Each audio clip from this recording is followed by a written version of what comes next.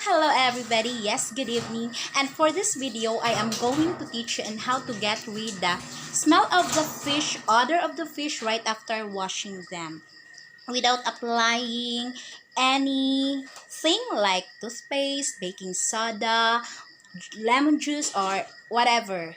So in this, I'm going to teach you the simplest one without anything except for this. If you are interested, then once again, please play the full video.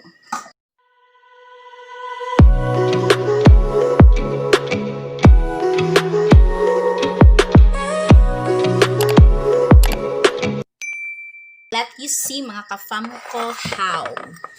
So this is it. Alright. So this is it. Right after washing them once again. Of course, without anything except for this thing. So this is now the simplest one. Now I'm going to teach you.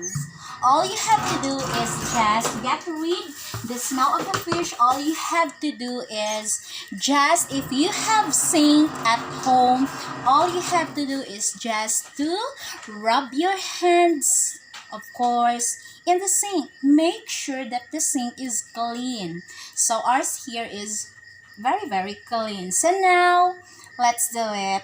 Okay, that's it. Just rub your hands there. Happy birthday to you.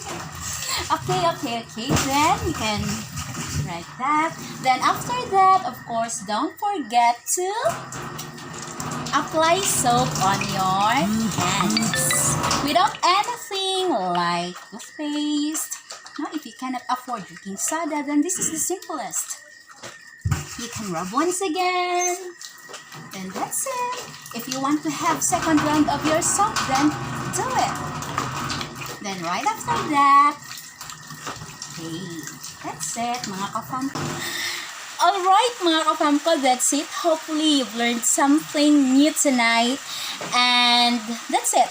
I already have delivered you the simplest and the most affordable way in getting rid of the smell of those fish. Yes, so if you love the video, then again, please don't forget to like, subscribe my channel. Then please do hit the notification bell so you will be updated of our more uploads. Yes, so for you to believe, then why not try it right now? Once again, this is your FamKoh of the Philippines, Bernadette. Thank you for watching. Bye-bye.